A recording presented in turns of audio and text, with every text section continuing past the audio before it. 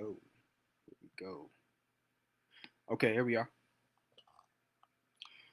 Welcome to another edition of Gen.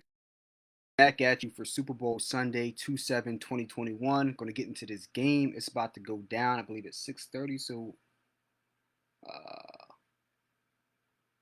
yeah, kickoff time is 6:30 Eastern Standard Time.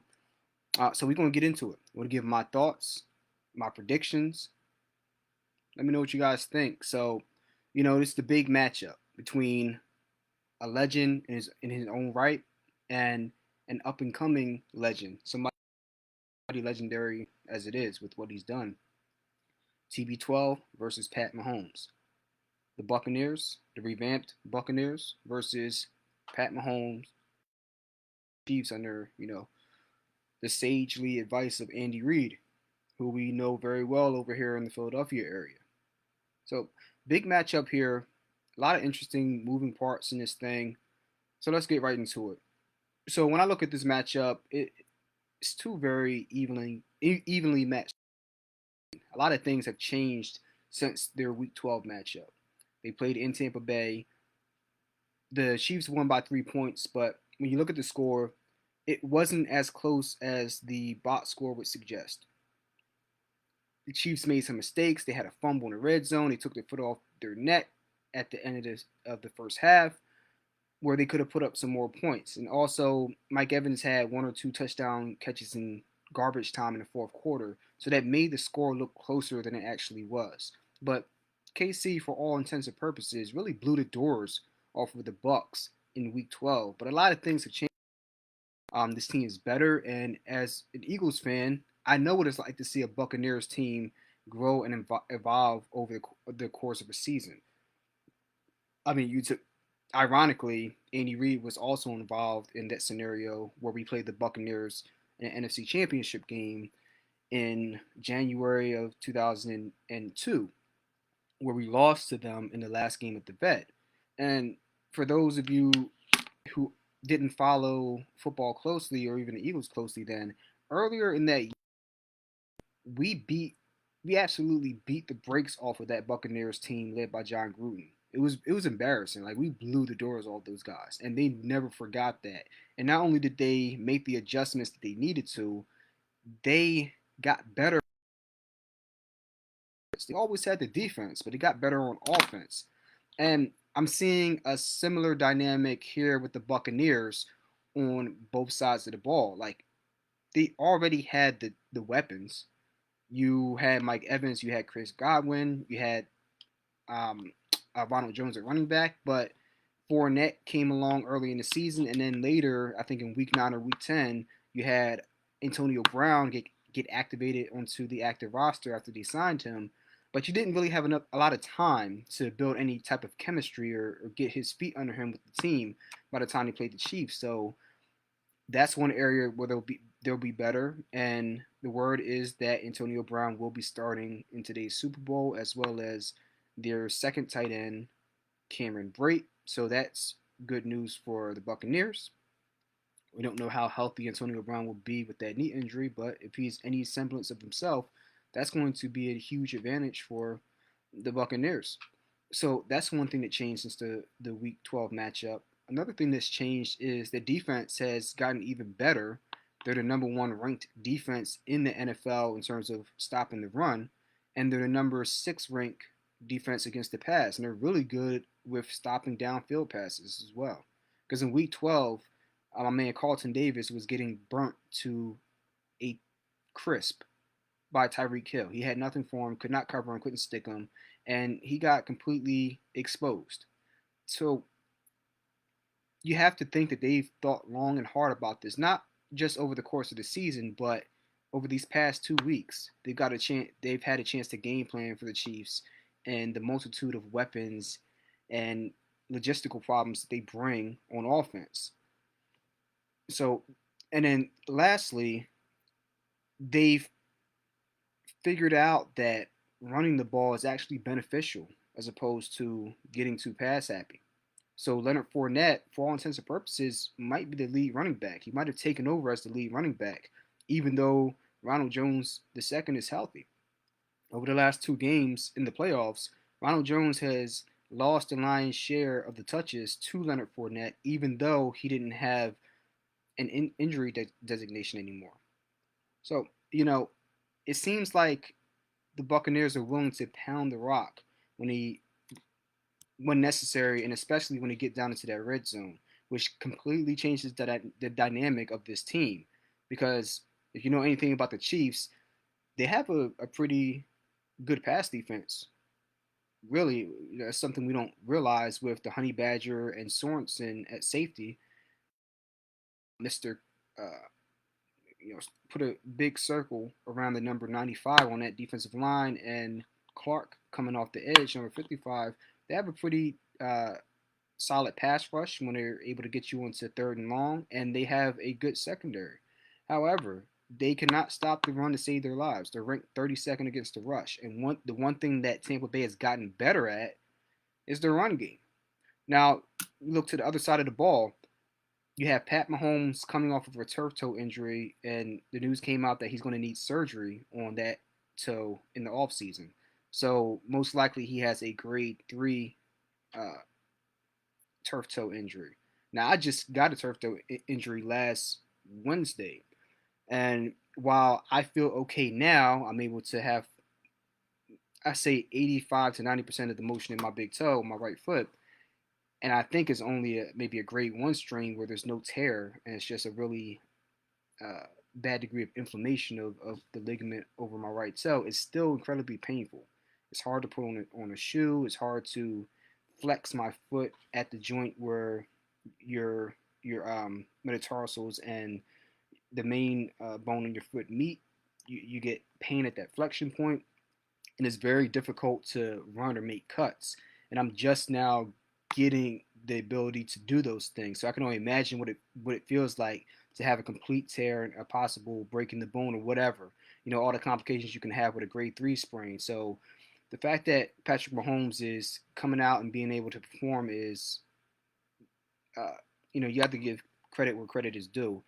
But they have a great training staff. They have the knowledge and the know-how to work around that and to be able to get him as prepared as they can. So I think that will be a factor, and that's why I thought they would lose last week. I was wrong.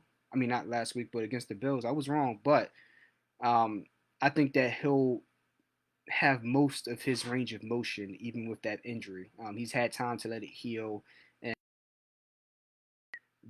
bandaged and scaffolded up. So I think Pat Mahomes will be mobile, and then you have to worry about Tyreek Hill and Travis Kelce. Those are the top two guys.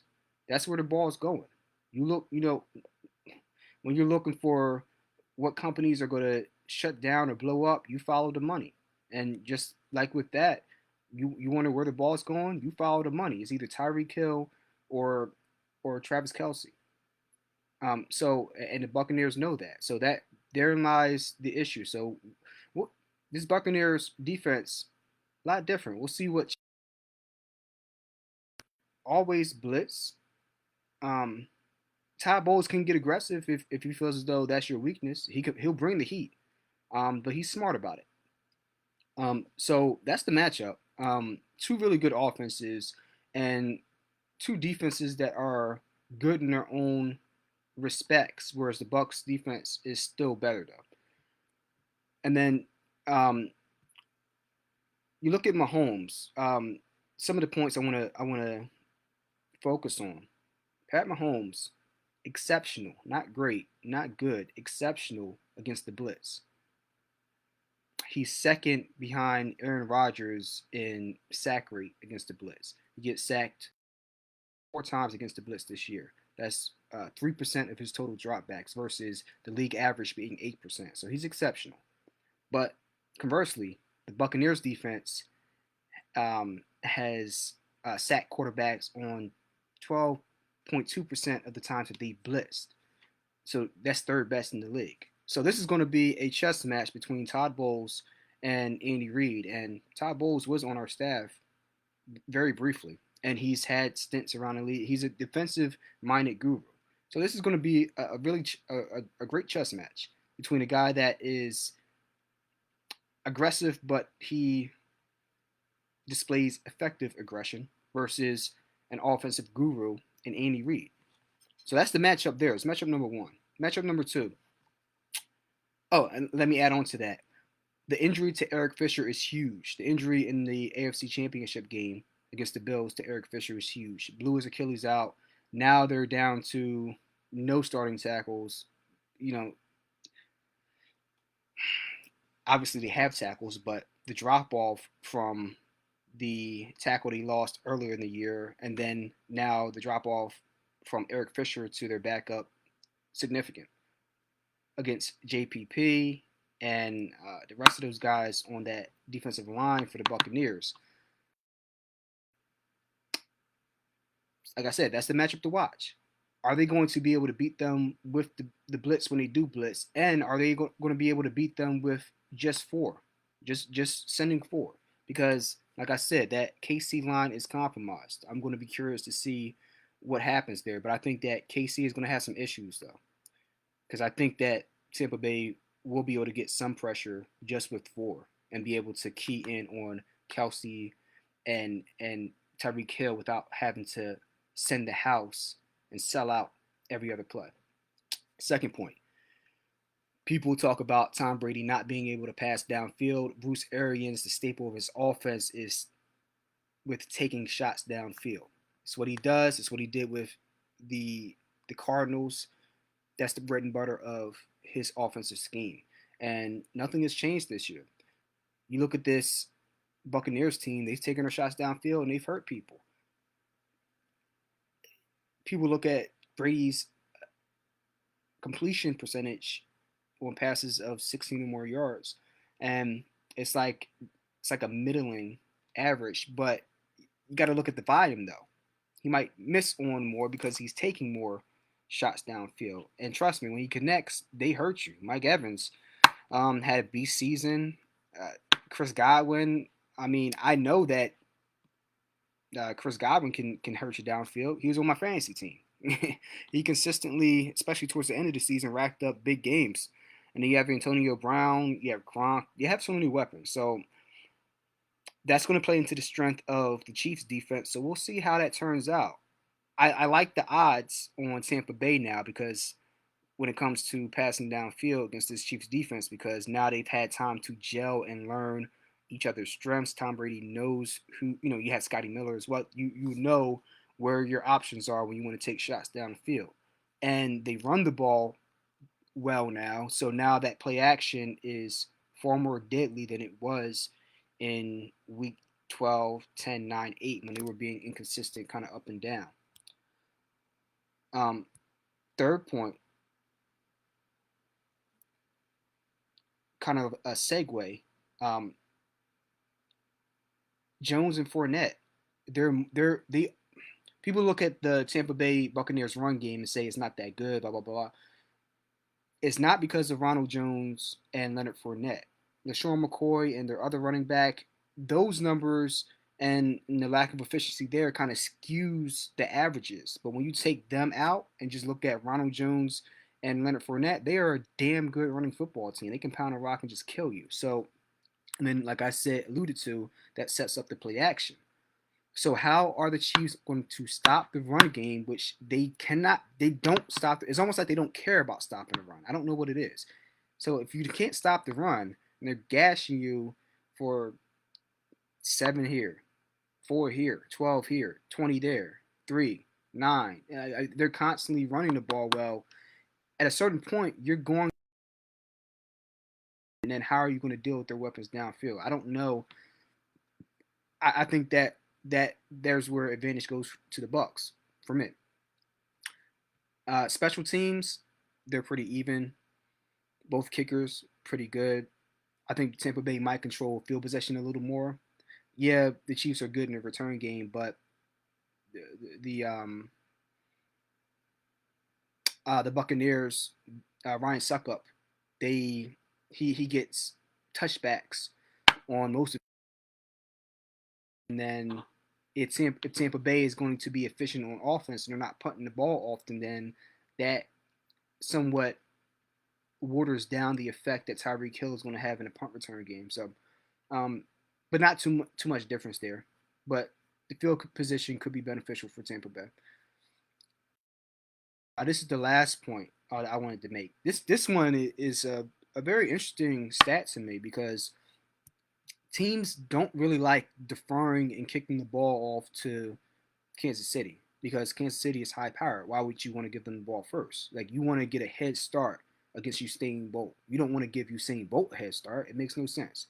So KC usually doesn't get the ball first, and when they do, they've scored first 5 out of 6 times. But in Week 12, they scored a field goal on their first possession when they got the ball first. So that shows me Tampa Bay is able to show resistance to Pat Mahomes and that offense when he try to come down the field.